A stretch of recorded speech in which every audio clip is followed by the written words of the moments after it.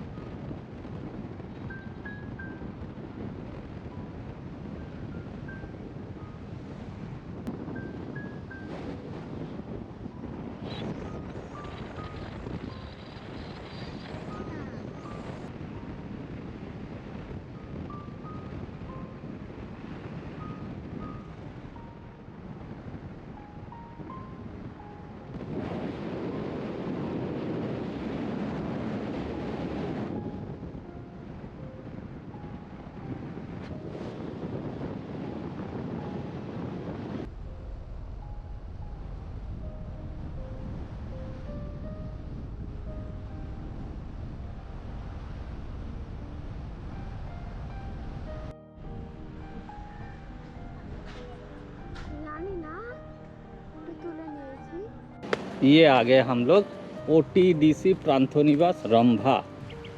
ये इधर कॉटेज है, इधर भी कॉटेज है, ये और एक कॉटेज, यहाँ है कॉटेज, और उधर जो रूम है उसमें हम लोग है। कॉटेज में रूम बहुत बड़ा है, बहुत बड़ा बड़ा रूम है। यहाँ से लेक में जाने का रास्ता है। वाह।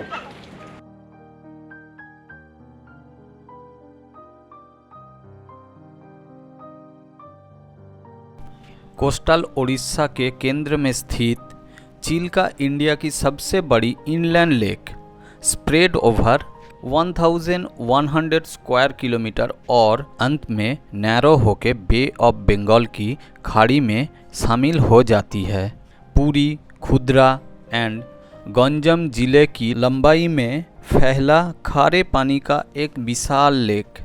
It is also sanctuary and winter resort for migratory birds. Some are coming from Siberia. A large variety of fish हजारों फिशरमैन को जीविका प्रदान करती है। पूरा लेक, यहाँ से पूरा लेक का नज़ारा।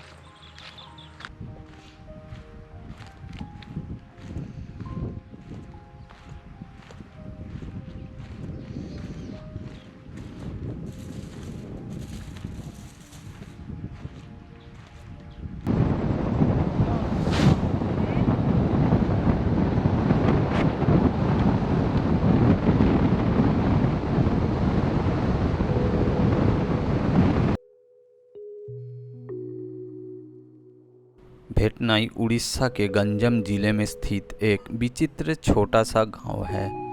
पूर्व घाट की नीलहरी पहाड़ियों के बीच स्थित इस घाटी में 4000 से भी ज़्यादा ब्लैक बक है, जो इस पूर्वी भारत में ब्लैक बक में सबसे बड़ा हैबिटेट है।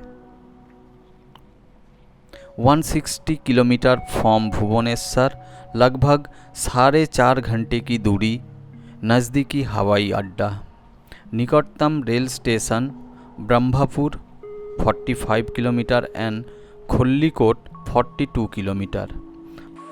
দূর থেকে ভালো বোঝা যাচ্ছে। এখান থেকে ওটাই বোঝা যাবে না। ঠিক আছে, আমি এটাই দিয়ে দেবো।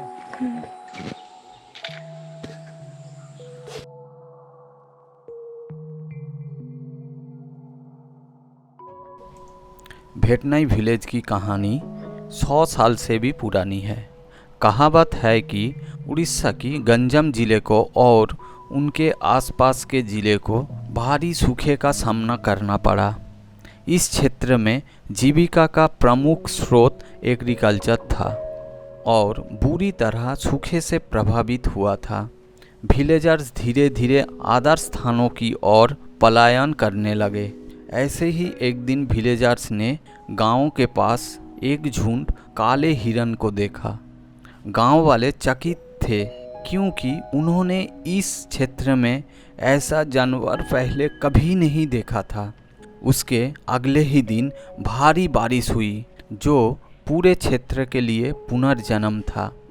विलेजर्स में ये विश्वास पैदा हुआ कि ब्लैक बक भगवान के वंशज है और उनकी रक्षा की जानी चाहिए। गांव वाले ब्लैक बक को समृद्धि का अग्रदूत मानकर उनकी पूजा और उनसे प्रेम शुरू कर दिया।